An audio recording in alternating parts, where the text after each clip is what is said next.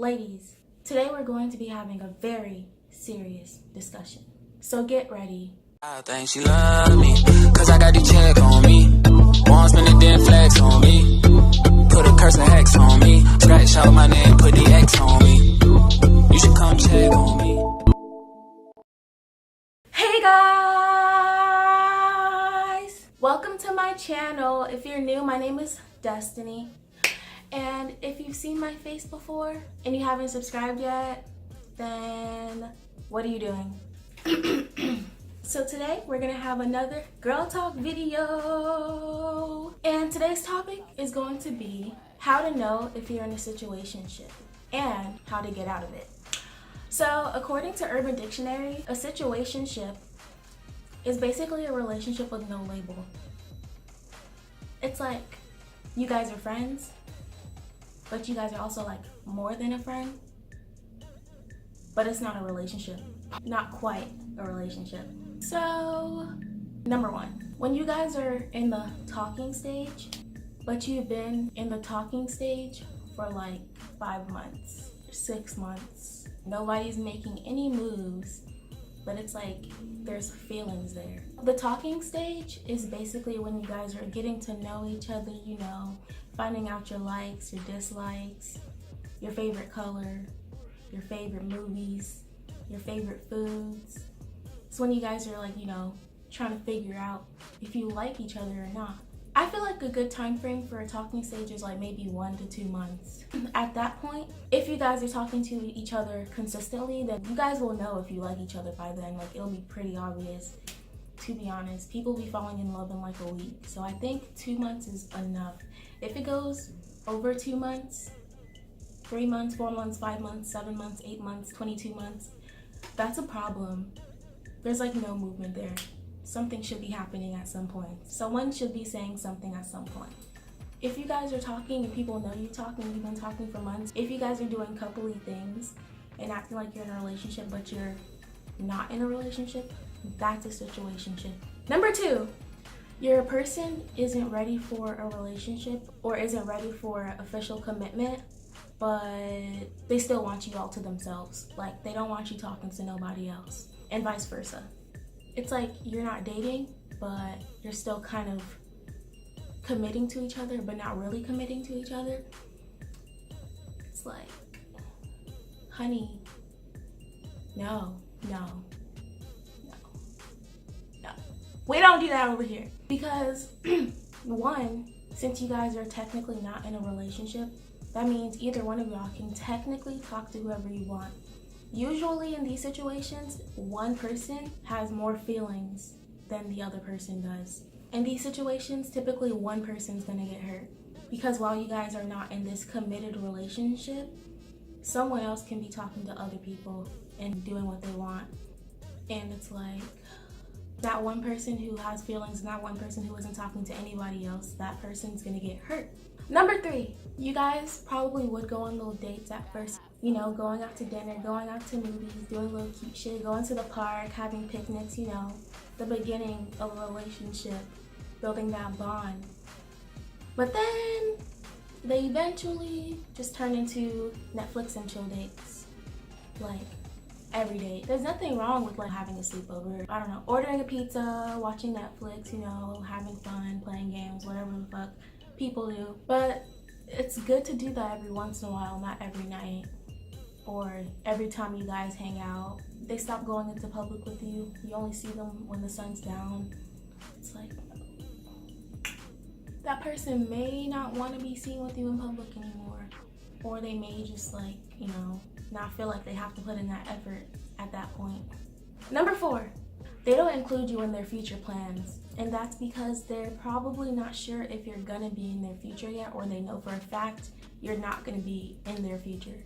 Some people might be like, oh yeah, you know, I want a house, I want kids, I wanna go here, I wanna travel to Dubai, I wanna go all these trips, I wanna travel the world with my future wife. Blah, blah, blah, blah, blah. But they don't mention you specifically being in their future. The guys will usually be like, oh yeah, I want to go here with you, I want to do this, we gonna go here, we gonna go there. If they don't do none of that, they probably just don't picture it. They just don't. They don't even want to think that far ahead with you. specifically. Guys do be thinking about their future. Everyone thinks about their future and what they want, but it may not include you. Number 5, they don't introduce you to their friends or their family. Their friends might know of you, but they've never seen you. You've never seen them. Maybe you've seen their friends in pictures, you know, on Instagram or on their Snapchat, but you've never actually met them. It's kind of like, you guys know that one friend who's been talking to this guy for like months, but all you know is his name. You don't know what he looked like. You don't know shit about him other than the little things that she may tell you. Yeah. If you guys have been talking for like months and, you know, acting like you're in a relationship, going on little dates and stuff, and he hasn't even tried to introduce you to his friends or even brought up the idea of you meeting his friends, then that's a situationship, because when a guy really does like you, he's gonna want that approval from his friends and his family, you know, to see what they think of you. Doesn't mean they're gonna make their like decision, you know, if they're gonna be with you or not. But most guys will be like, yeah, you know, I want you to meet my sister. Maybe not their parents yet, but I want you to meet my sister, or I want you to meet my best friend, you know, or at least, I don't know. I mean, we do that. You'd be like, hey girl, come get a feel out of this nigga. The point is, if they've been talking to you for months, you guys are damn near dating, but you know, not really dating, and you never even talk to their parents or talk to their friends or talk to anybody on the phone, not even the cousin, but if you never even seen their dog, then you're probably in a situationship and they probably don't want you, or they're not sure if they want you to meet their parents yet. But if you've been knowing someone for like 5 months, talking to each other every day for 5 months or whatever, probably should have exchanged a few words to somebody, got there close with somebody. Those are my 5 signs. Moving on.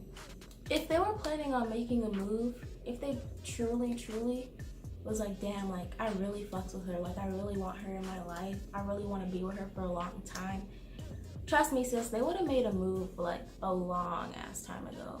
You know how when women, they've been dating their boyfriends for like, I don't know, let's say 10 years, and they start getting anxious, like, when is he gonna propose? When is he gonna propose? It shouldn't get to the point where you're like, okay, so when is he gonna ask me out? Are we gonna be a thing? When are we gonna become official? Like, it shouldn't really get to that point, because if they really fucks with you, they're gonna like make that effort and they're gonna offer that commitment to you. You're not gonna have to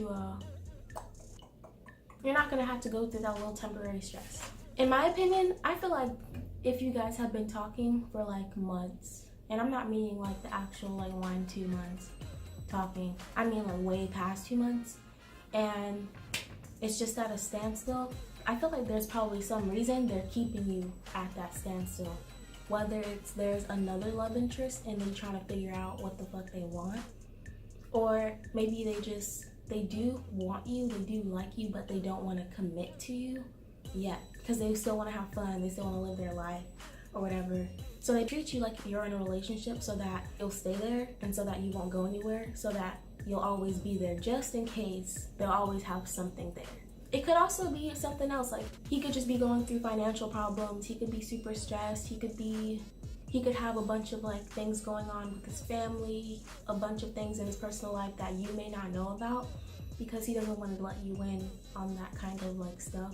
And he might feel that it's not really a good time, he's not in a good place for a relationship. But whatever the case may be, that's where communication comes in. That's when he should be like, hey babe, you know, I'm going through something right now with my family, financial, blah blah, whatever it is. Don't even gotta go into deep ass detail, but like that's when he should let you know something. Shouldn't just, you know, keep you at a standstill and kind of lead you on thinking that you guys are about to get into a relationship, but it like never happens. At the end of the day, you're a queen. Queens don't sit around and wait for niggas or bitches, period. They don't have time for that shit. People come to them, okay? People wait for them. So this is how you get out of a situationship. Number 1, remove them from your priority list and focus on you. Because I know, you know, females, when we like somebody, we kind of put them on a pedestal. Like, they're always like the first thing on our minds. Like, we always want to know what they're doing, how they're doing, if they ate yet, whatever, shit like that. Work on yourself. Focus on yourself. Block that nigga from your thoughts and boss up on his ass. Make him regret not making a move on your ass sooner. When you boss up and you love yourself, when you make yourself number 1 on your priority list, and you start doing what you gotta do, he's gonna notice that. And in the back of his head, he's gonna be like, well, shit, like, damn, like, I can't even do anything about this, like, shit. He's gonna be like, you know that SpongeBob meme? That's gonna be him. Meditate, do things that you like, work on your appearance, wear the clothes that you wanna wear. Yeah, wear things that make you feel confident. Spend a little more time on yourself every day. Do things that you enjoy doing. Do things that you didn't have time to do before because you were too worried about his ass. But now that he's not on your priority list anymore, now you have more time. Number 2, keep contact to a minimum. Matter of fact, no, don't even contact that nigga at all. Like, ghost. Ghost times 100. I don't really condone ghosting anymore, but sometimes you gotta do what you gotta do. So yeah, ghost that nigga. And you need to stop replying to them WID texts, because guess what? You're worth way more than a WID text. Make that nigga spell it out. Once you start ignoring them and not replying to their texts like you used to, being dry, one-word answers, no emojis, don't even capitalize the beginning of the sentence because they don't even deserve that. They don't deserve that proper grammar. They're gonna get shook. They're gonna sense it. They're gonna sense like, oh shit, she might be losing feelings or whatever. They're gonna sense that shit and they might try to put in work. They might try to, you know, do the things they used to do at the beginning of the situationship, you know, probably try to take you out on dates, blah, blah, blah. Sis, ignore that shit. Ignore it. If he texts you, what you doing? Oh, you want to hang out today? Ignore it. Because you had these last 8, 7, 6, 5, 4 months to try to do that shit. Don't try to do that shit now that I'm like, you know, not thinking about your ass anymore. And number 3, forgive him. Don't do it for him though. We don't give a shit about him. You gotta forgive him for yourself. When you forgive others and let that grudge go, it makes you feel 1,000 times better. It's kind of like setting yourself free. Like, trust me, it works. Don't let the situation make you bitter towards him or towards other guys in general. Nobody wants to live their life being bitter. Nobody wants to live their life being sad or angry or feeling some type of way all the time. Like, that's not the way to live, honestly. But once you finally set yourself free and you let go, you're gonna be a whole new bitch. You're gonna feel like a whole new bitch. You're gonna feel free. It's like a huge weight lifting off of your chest. It's like, I can finally breathe. And when it gets to that point, it's like, shit, well, now I can just move on. All right, ladies, don't focus on men. Focus on what you're doing and what you gotta do. Focus on your goals. Work towards them goals. When you're doing things that make you happy, this aura comes off of you, and it's like everyone will notice. You're way more happier. You'll attract people who will do right by you. Once you realize your worth and you do what you gotta do and you're not focused on these niggas, you're focused on yourself and making yourself happy, trust me, they'll come naturally. And they're gonna come out of nowhere. You're gonna be like, what the fuck? Why are all these niggas in my phone all of a sudden? That's literally how it is. But guess what? We're bossing up on these niggas all 2019. Okay, ladies, so that's all I have for this girl talk video. If you agreed with some of the things I said, don't forget to like, comment, and subscribe to my channel. Like I said, bossing up on these niggas all 2019. Don't forget it.